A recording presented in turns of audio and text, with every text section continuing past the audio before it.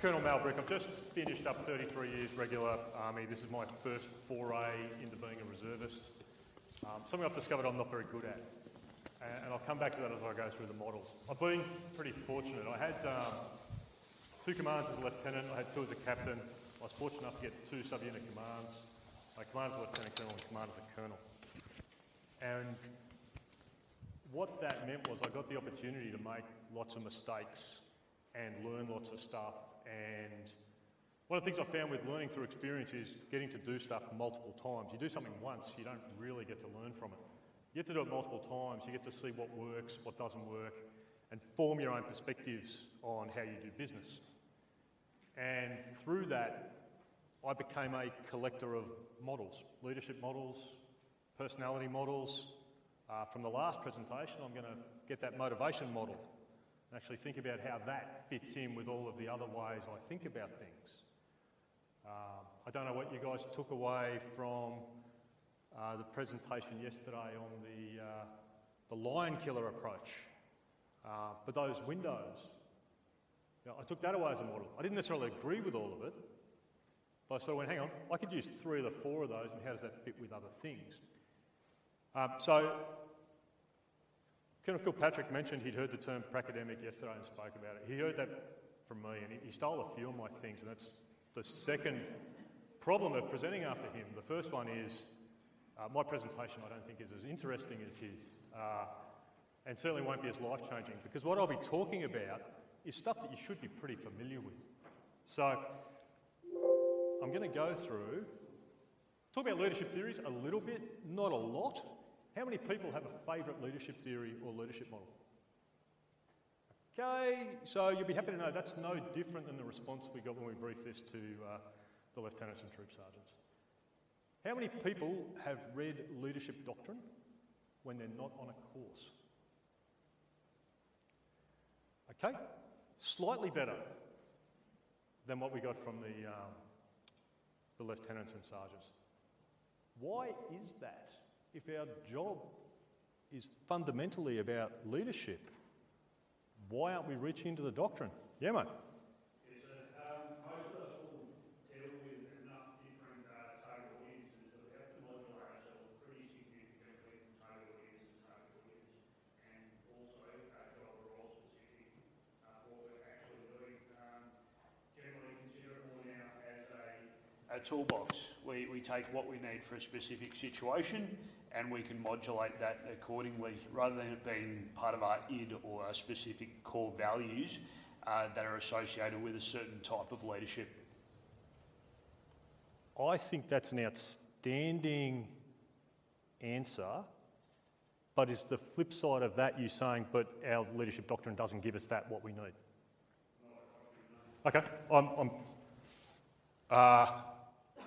we'll move on. I think we're pretty much in agreement here. Leadership doctrine, personal perspective, is a Frankenstein mishmash of stuff that's been put together that is not useful to me on a daily basis.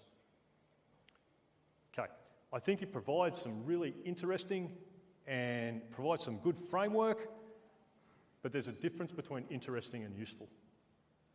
Okay, so I'm going to talk about 3 leadership models, 2 of which I expect you to have heard about, 1 of which I expect you probably haven't, and then I'll talk about some options for putting them to work. And I'm not trying to teach you these leadership models. I expect that you know them. What I want to do is talk about how you could actually use them to get better outcomes in your organisations. There's a lot of leadership theories, and they've developed over time from this person is a gift of God, they've been born with great leadership skills, all the way through to transactional and transformational theories.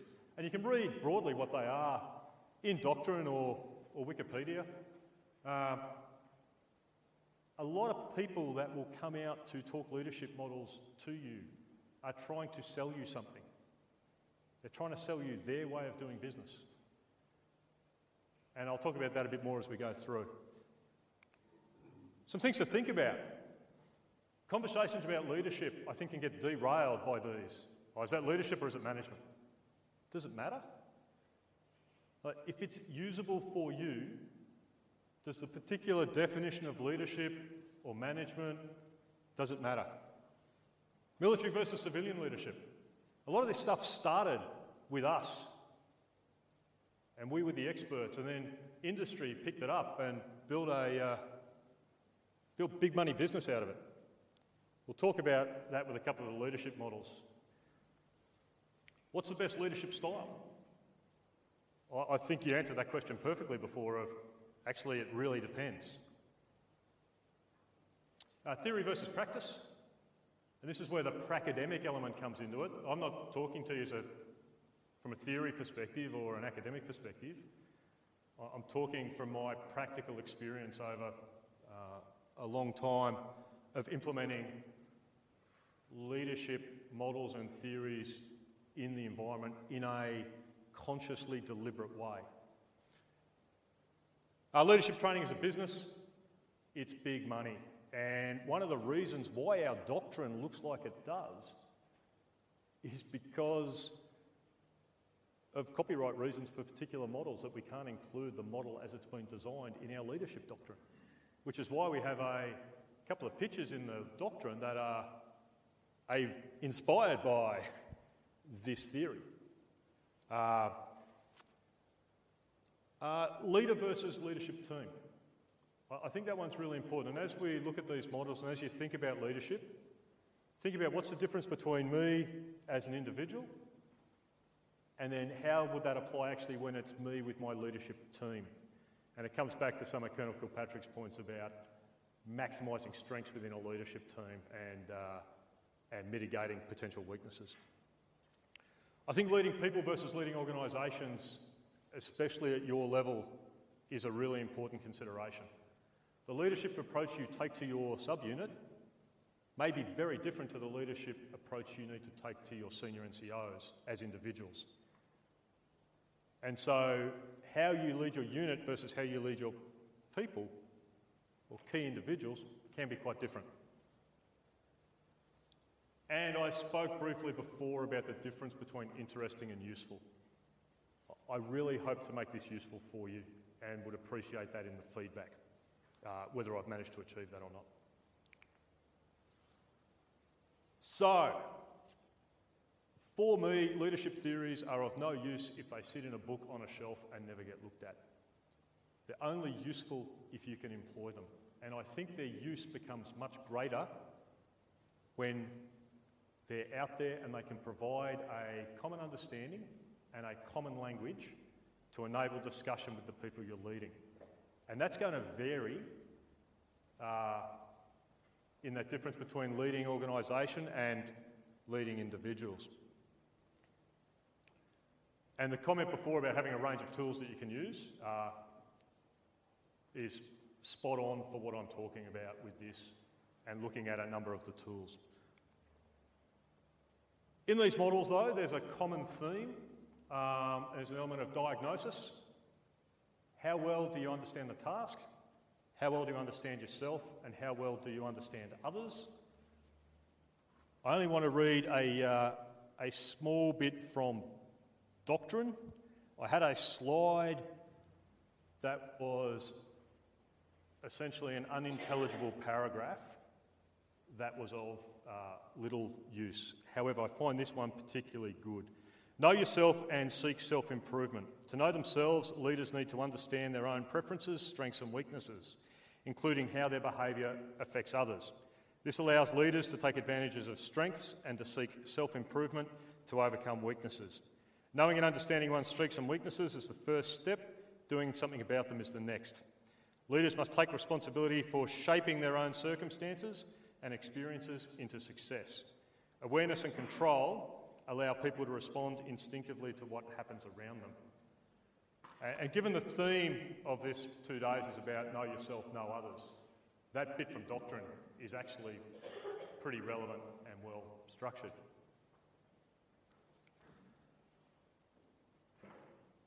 I am assuming that everybody is aware of the functional leadership model by John Adair. Task needs, individual needs, team needs or group needs, and that dynamic of how you mention them. John Adair was an interesting guy. He was he's a lieutenant in the British Army, worked through the ranks for a little while, got out and worked in Arctic shipping for a period of time, and eventually found himself back in charge of leadership at Sandhurst. And he looked around and said, hang on, I don't think we're doing this right. And this model came out of his work at Sandhurst in developing military leaders. Because part of why we have leadership models is to actually help us understand and develop military leaders. And this is a really good model to have in the back of your mind around how do I actually balance task, individual and group. And if you guys are like me, we're so busy in task, how do I make the time or find the time to actually look at those other areas? And I used this when I was OC at 26 Transport Squadron. I walked in, the unit morale was very low. They'd been stuck in task needs. Individuals didn't feel that they were valued, and we didn't have strong group identity. They'd been stuck so heavily in task needs. And so I briefed this model and said, my job as the OC is to try and address that balance and put some effort back into the other circles. What that gave then was a common language to the unit about how I was thinking of leadership of the unit. So my squadron ops guys, my ops sergeants, put a sign on ops door. They had this massive circle, task needs, tiny individual and group needs. Squadron ops, where the other circles just don't matter. And I'm going, hang on, if I've got ops sergeants making a joke with the leadership model and having that conversation, that's actually fairly healthy. And I had a troop commander come into me and go, hey sir, I'd really like to take the guys away on this activity, but you needed me to try and make some space and support that. And it wasn't about a task, it was actually purely about developing a bit of group identity and giving them a break as a group. And we were able to make that happen. But the fact that she was actually able to come in and feel confident to say to me, I need to put some focus on group needs, had been normalised by the fact that I put the model out there in discussion. And that gave us a common understanding, and it gave a common language to use. And there are multiple examples in the unit. At the end of my time, the unit was still stuck in task needs. We'd been there, we'd been flogged. It was the nature of the unit. But the individuals actually felt that they were valued and that we'd actually made some efforts in those areas. And we'd managed to build a bit more group identity. And the model's pretty strong in understanding that we sit in task needs the majority of the time, and it just seems to be getting busier. But if you neglect individual and group at that expense, then your ability to continue with task over time will degrade. Okay.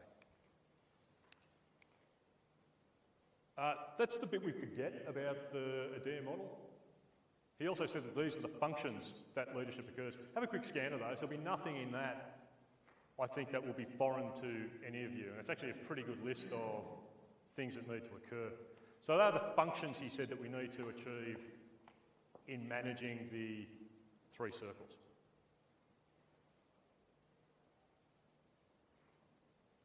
And you can see how that's flown through and should be fairly fundamental to the training we've all received over time. And because Adair started at Sandhurst, his is the only model that is pure in our doctrine, I suppose, and this is pretty clear in our doctrine, because he's left it open for people to use for our purpose for education. He's not tried to monetise it the way that the next model has. So if you're a commander, understanding the interplay between the circles is useful for you and the long-term consequences of not managing it. But getting it out there as a language and thinking about how you can use it in your interactions with your chain of command, both up and down. And if it's that normalised language that actually lets you talk about, we're starting to struggle, I need to be able to invest in the individuals and the teams, otherwise we're not going to be able to maintain the task. And having a common language that normalises that can be useful. How familiar are people with this model, the Percy Blanchard model? Okay, situational leadership model starts changing the focus, and this is more about dealing with individuals, but you can apply it at organisational levels. The key element of this model is that there is no one best leadership style, it's task specific, and it's based on the needs of the subordinate.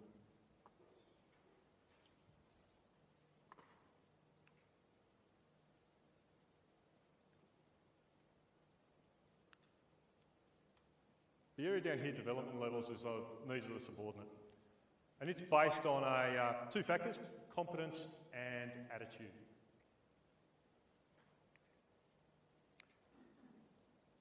And the model says that when you first get into a role, it's likely that you will be high enthusiasm, low competence. And for me, that's the classic brand new lieutenant out of Duntram. They come into the unit, really enthusiastic, don't know what they don't know, but they want to get on and do the job. They'll then actually progress through D2, which is where they're starting to realise what they don't know.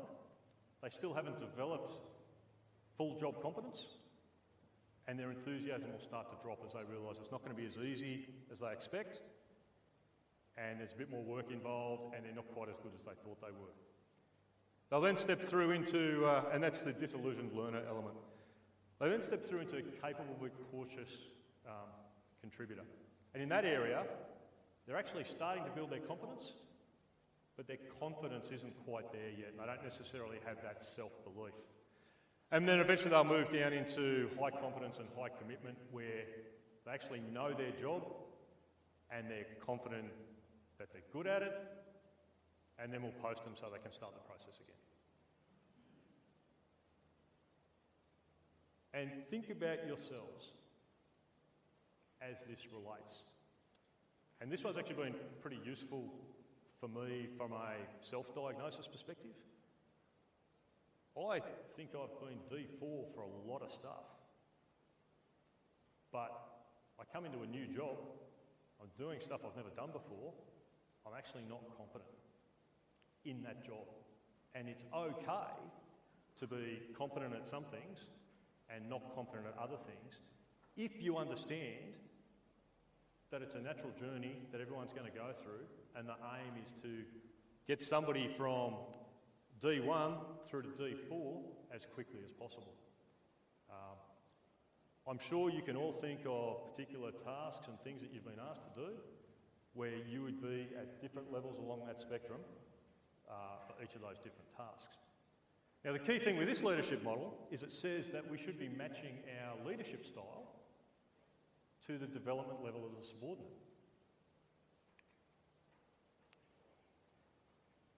And to do that, you need to diagnose where they're at.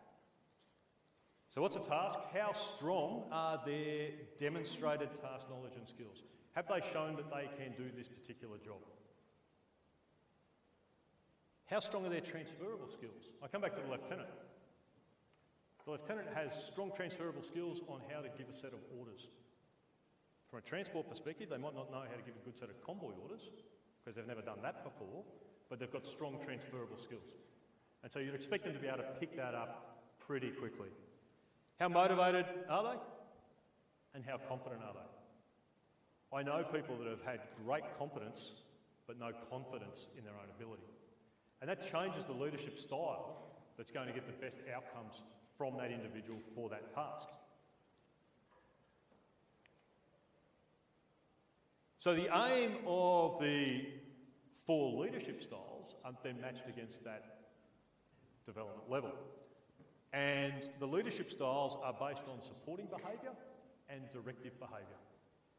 It's basically saying that when somebody doesn't know how to do something, you need to be more directive. If somebody isn't, their commitment or their confidence is low, you need to be more supporting. And there's real dangers of mismatch if we're providing the wrong leadership style to the wrong development style. And one of the challenges for us, I think, is that we've put mission command up on a pedestal. Mission command is a great aspiration once we've got everybody through to D4 or our organisations through to D4. If we're applying mission command and the people aren't competent to receive it, then it's actually an abrogation of responsibility as a leader. So when that brand new lieutenant comes in and they're highly enthusiastic, but they don't really know what they're doing, you actually need to give them a bit more direction than mission command would suggest, to actually bring them on that journey to actually build that competence. But they don't need a lot of support because they're enthusiastic and they're going for it. And so that's where the directing style kicks in. They then start to get a little bit disillusioned. They've realised how hard it is. It actually moves more into coaching. So you're engaging with them a little bit more, you're providing them support, but you're still being, okay, here's what you need to do, what are you thinking about it, and you're still controlling the decisions about what happens. Into supporting, they're actually getting more competent.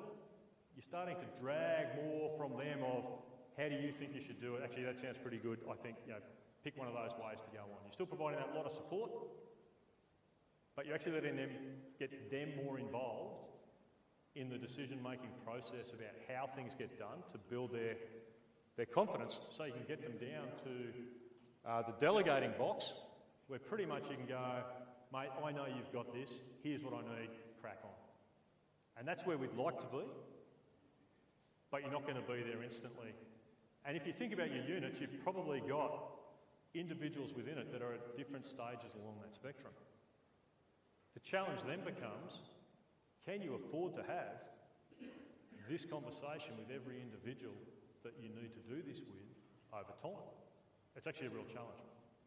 And just show of hands, how many people have been in a situation where they believe that they're at a particular development level and they've got completely the wrong leadership style? Either they've been given a task where your boss has assumed you know what you're doing, you just go and crack on and you go, I don't know, how do I do that? Or you go, I've got this, why am I being told every step? Okay, does that resonate for people? Have you been there? Okay, lots of head nodding. So with all these models, you can picture yourself as both the leader and the subordinate in them, because it works both ways, right? Everyone's got a boss. The real value for this model, I have found, is when you actually have discussions about it and you normalise the ability for somebody to say, hey, you're treating me like I'm D1, I think I'm D4 for this, or vice versa. It's pretty confronting to actually go into a boss and say, I don't think I'm competent in the job you've just given me. I need more guidance. But if you've had this discussion and this is a conversation, you've normalised that free space for a lieutenant to come in and say, I could either use more direction, or I think I've got this, and I would get my lieutenants in, again when I was at 26, and I'd make them read some stuff on this model. Because I would then be sending them across the country on a 6-week task with no safety net. And I did not believe they had the level of competence for the job I was asking them. And that's not their fault. And so we were looking at ways to accelerate that. And because I had that conversation with them, they understood why I wasn't just saying, go forth and crack on, guys. They understood it was a journey, and to be honest, they were generally pretty relieved that we'd normalised that. Okay. So the key element with this model is actually getting that diagnosis and alignment right between the leadership style and the developmental level. And that requires good knowledge of competence and competence of your subordinates. And I've found it much easier when you can have an open conversation about it. It doesn't necessarily need to be in this form, but to be able to have a framework to discuss and a framework of common language is particularly useful. And it normalises that not everyone's high commitment, high competence all the time. And even if you're just thinking about yourself and where you fit into things and what it is that frustrates you, from a leadership perspective, often frustration comes from misdiagnosis of either competence or competence. And we all put on a pretty hard front of, I'm D4 for everything, all the time. And it's fundamentally not true. I've put down the bottom there, danger assumed competence. I think we assume people are competent until proven otherwise. And that actually often has us putting people in environments they don't necessarily need to be in. And we should actually be having a look at, assuming everybody's competent at everything is a high risk process. Any questions on situational leadership model before I hit the next model? Because it's going to go, yeah.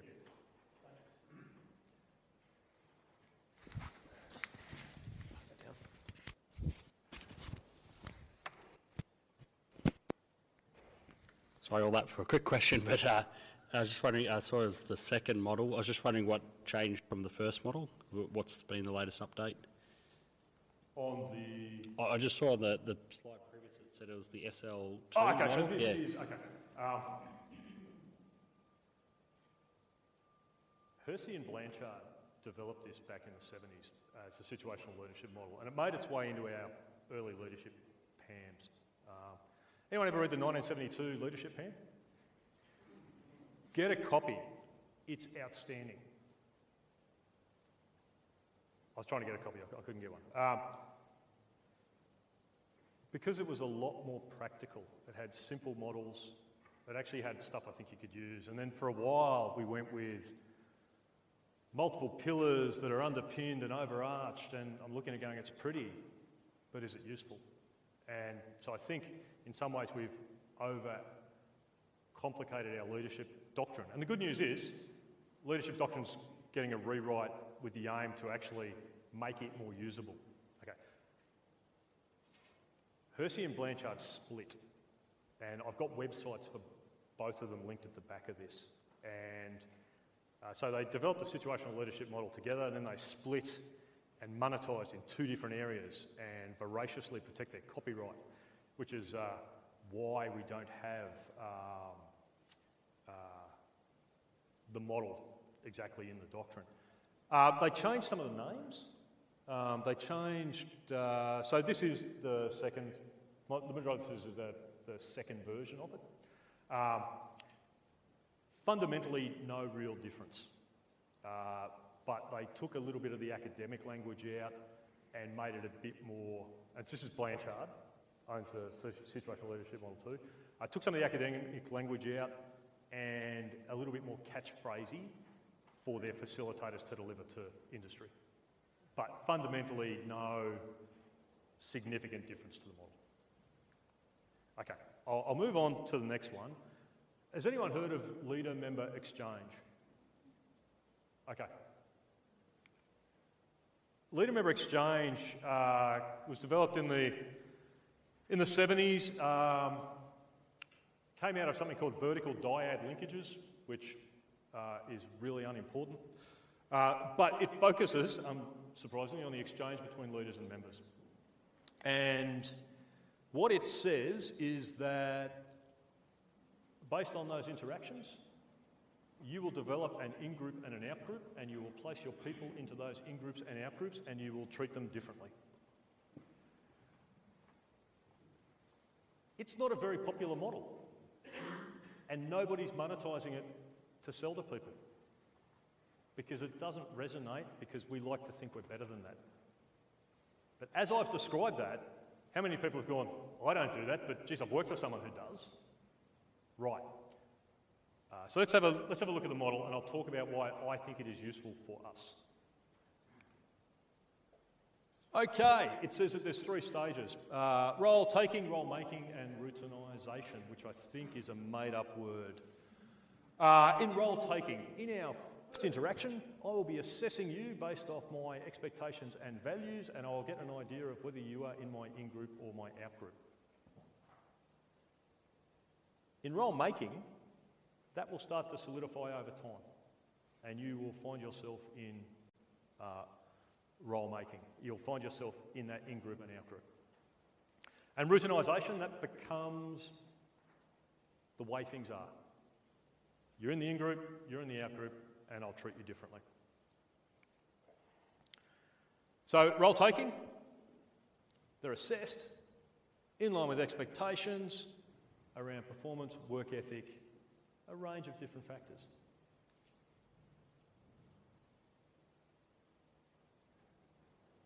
The big element in role making is that last sentence. It's often not done deliberately, and it's often subconscious, and you may not even realise you're doing it. And then that becomes the pattern. Okay, so how do we treat people differently?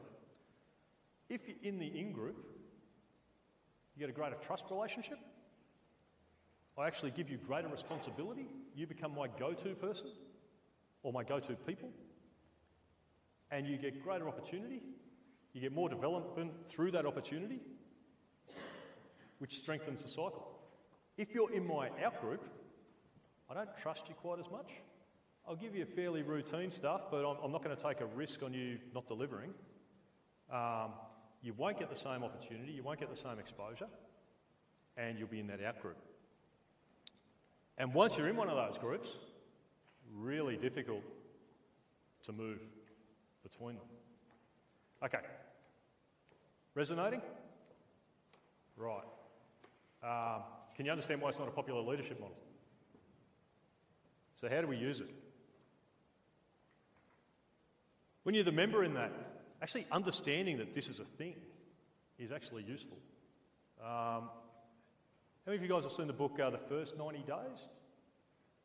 Yeah, so a few people. I'd strongly recommend it as a read before you change jobs.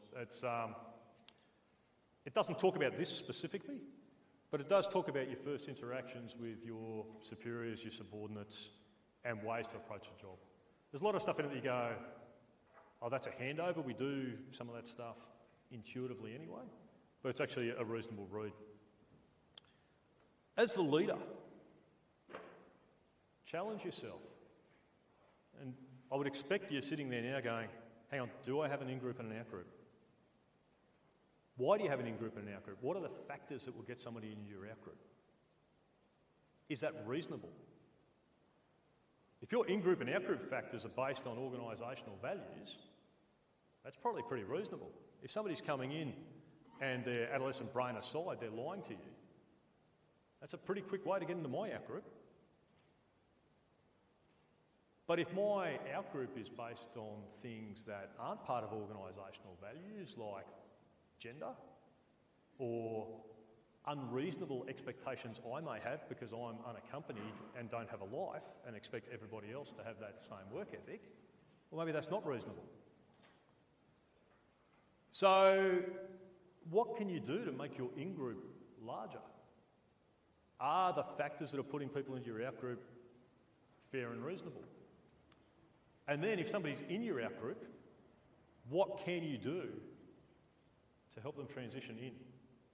Now, some problems with the model, and its cross-cultural implications are actually really challenging because it's a relationship belief and that makes it difficult.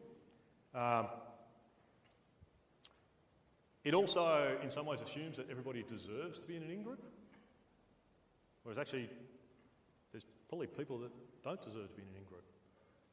It also, in some ways, assumes that the in-group is the right place to be.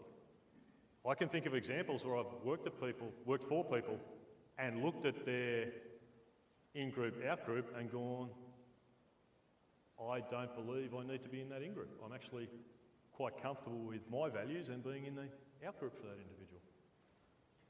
So none of these models I put up are right, but some of them have things that can be useful. And I'm getting better at this. We need a microphone. So I'm progressing from my low developmental level as we go through. Hello, sir.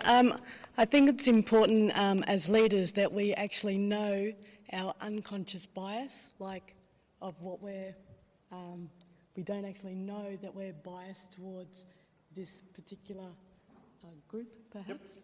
I actually did one, like, tested myself, and I didn't know this, but I'm biased towards larger people. Yet I find it funny because my husband's a larger person. So, yeah. So there's cause and effect with everything, right? I agree completely. And one of the challenges with this is you may not realise, and that's why it says you may not know you're doing it. And that's why the challenge is to go, hang on a second, am I treating my people differently? Actually, I am. Why is that? And it was only a conversation the other day. I was thinking back of, so Lieutenant Colonel Luciani's had the misfortune of working for me twice, but we're talking about the first time. And what I realised was the posting cycle in the middle of my time as a subunit commander created an outgroup, the new people coming in. I had a completely different relationship with the people that were there when I started because we did the whole forming, norming, storming. And then the people that came in, they were the replacements. They were actually harder to get into my in-group when they first arrived. I actually had to make deliberate effort to actually bring them in and not just default to the guys that I'd already built the relationship with. And I'd never considered in light of this until we're discussing this model after the first time I'd given the presentation this week. That was an impact of this leader-member exchange model and the impact of the posting cycle. I'd never considered that before. And so, okay, I'll move on to the... So there's hundreds of leadership models, there's hundreds of personality models, there's, I now know of at least one motivation model, I'm sure there's more. None of them are right, some of them might be useful. And not even necessarily as they're written, or as they're designed to be used. As you collect these, they give you different ways to think about issues and problems, and you go, hang on a second, this isn't necessarily a stress management model, but I can use it for understanding task. And it just gives you a set of tools that you can drag out to use. And they're just a filter to view the world. And you can use them individually, and that's great, they have value. But when you share them with people to get that shared understanding of ways to view the world, they can become even more useful. And from a leadership perspective, understanding them as a subordinate is also as important sometimes as understanding them as a leader, and actually different leadership styles and how that works.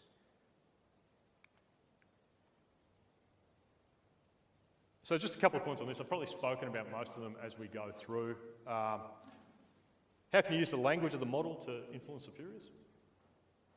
That can actually be a technique of referring back to, we're stuck here, these are atrophying. And if there's a common language. And there was a question, links into this, how do you support subordinates in managing it? How can you make the space for your junior commanders to try and get out of task needs, to invest in their sections or invest in their platoons or invest in the individuals? What ability do you have to make space for them to be able to do that? And that's going to vary, and that's something only you guys can look at as you do it. But if you're just judging them on task, task, task, then the behaviour you're going to get is task, task, task at the expense of other things. Okay. This one's more challenging. I didn't really... This isn't a broad unit thing. I've used this with lieutenants when I was a sub-unit commander. I used it when I was... I got to close and move DNSDC a couple of years ago. 50 million bits of stuff in a 12-month period with a workforce that was Army, Navy, Air Force, public service and 3 flavours of contractor.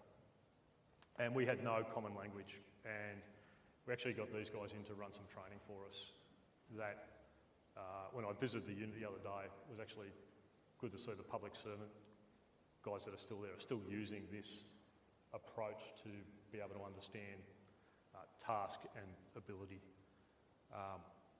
And even if you don't use the model direct, because sometimes we have an aversion to that, building an environment where it's normal to talk about competence and the competence journey that we'll go through can actually be really empowering, especially when everybody is focused on that, the front that they keep up in the workplace.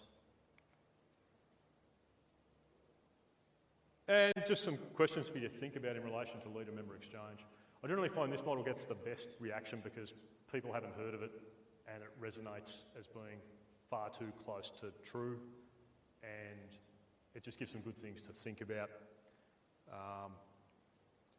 And big one for me as a leader is what defines my out-group, and how do I not make that a purgatory that people are condemned to forever and actually let them move in. Okay, some links at the back that you can have a look at. You see the different people trying to sell us things. An older leadership model attributed to a range of Germans.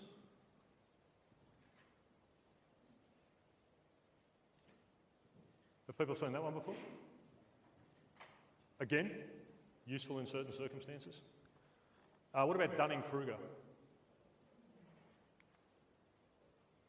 Dunning-Kruger talks about our ability to self-assess, and it generally says the less we know about a topic, the more we overrate our competence.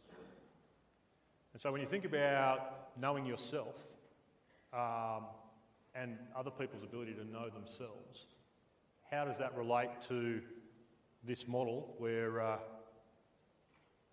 people with a little bit of knowledge actually vastly overrate themselves? And the flip side of it is, the more competent people become, the less they rate their ability because they know all the things that they don't know.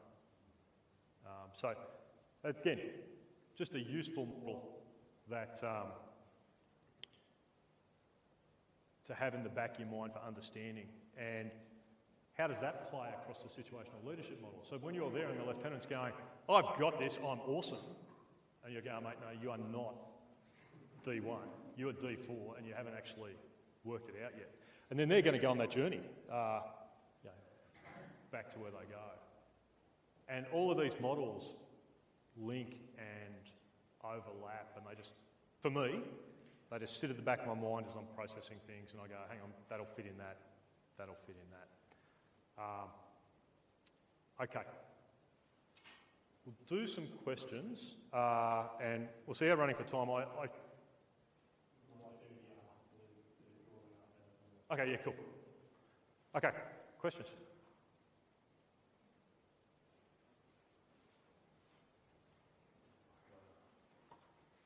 So when you have members that are at the different levels of leadership, like from D1 to D4, can you teach those different members at those levels to pass on what they know at that particular level to fast track their understanding? So the beauty of this model for me is once you understand it's a journey, your focus doesn't necessarily become that task, it's how quickly can I get them to here where we're building the high-performing teams. Yeah, absolutely.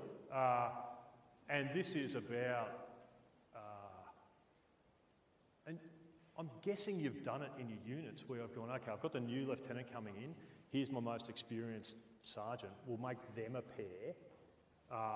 I've got the experienced lieutenant in, okay, I'll have the on-promotion sergeant, and you're trying to mitigate, so whilst the individual might have low competence, the leadership team may have higher competence. Now you don't always have the luxury or the flexibility to do that, but there's options that you can do for it. What we did with the lieutenants I had to send out across the country was we actually stuck the 2IC as an observer on one of them, who basically just went along in that. He wasn't a task builder, but he was there to sort of mentor the lieutenant through the process. Sending the captain as the task commander wouldn't have actually helped develop the lieutenant, but that's sort of how we were trying to do it because we'd understood that. Another slightly off the question, I was about to launch at my admin officer back when we had admin officers. He wasn't performing, he wasn't meeting my expectations, he was about to be in my out-group, he was pissing me off, and I don't get pissed off pretty easily. So I'm about to launch, and then I've realised he's a RAMI SSO. And I've called him and I've gone, mate, what have you actually been trained to do? Like, what training have you had? And I realised the stuff that he wasn't doing, he'd never been taught to do. And I was about to launch on what I thought was an attitude problem, which actually it was an education problem. And so if I'd launched on that as an attitude problem, his attitude just would have got worse. It wouldn't have actually gone anywhere near fixing the problem, and it would have spiralled badly. As it was, we were able to identify that it was a knowledge problem. Trained the knowledge, his attitude went back up, he became competent and worked through it. That was a close one for me, and what we did with him was actually partnered him with some of the other lieutenants and said, hey, suck their brains about what they've been taught. You know, it's okay for you not to know this. You've never been taught it. But he'd been having the facade on of, I've got this, I've got this.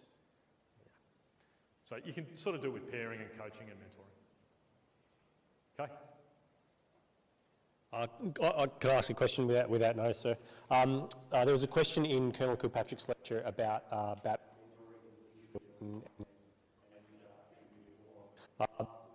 said I've worked for you twice. You've used mentoring as a tool of your leadership with a lot of people for a long time through a lot of postings.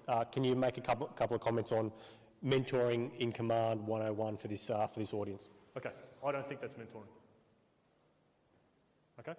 So, you know the list of things I put up about leadership versus management, this versus that, mentoring versus coaching, mentoring versus teaching.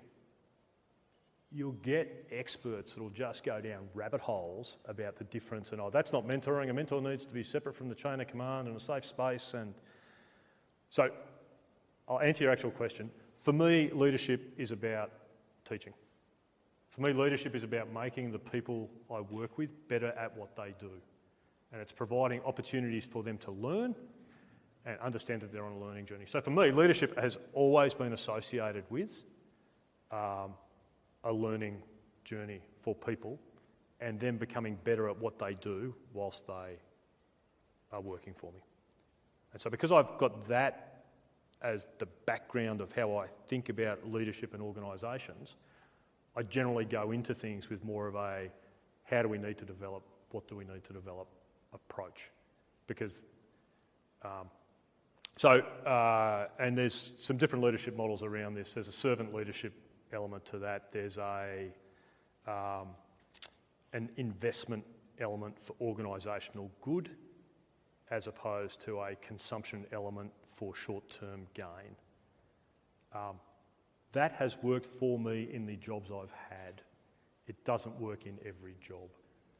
But the other benefit for that is I've found if I'm investing in individuals and their development, they feel valued and I tend to get more of their discretionary effort. We had a chat with the lieutenants in Syndicate with a group I had, and we were talking about there's toxic leadership. What's the flip side of that? What does high-performing team look like? Who's been in one and what is it? What's the real benefit of good leadership? And for me, the benefit of good leadership is about getting discretionary effort. When I've worked for good leaders, I'm prepared to put in that extra.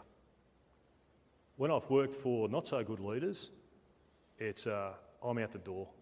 You know, you haven't given me a vision I believe in. You've done nothing to develop me. You haven't necessarily got my discretionary effort. So mentoring, I think, leads to stronger belief in the organisation and the group and individuals, and you get that cycle of discretionary effort from people where, and then they find that you can actually achieve more than you thought you could achieve. And for a lot of you guys, you're actually at a turning point in your careers. Leadership up till now has generally been people that are leading people that are like you, broadly. As you move forward from here, that leadership environment is going to become increasingly complex. And I spoke about leading an organisation that was Army, Navy, Air Force, APS and contractors. That leadership game was far more difficult than leading a subunit because we didn't have the cultural understanding. But investing in people and that mentoring, coaching, leadership piece has been fundamental for who I've been as a leader.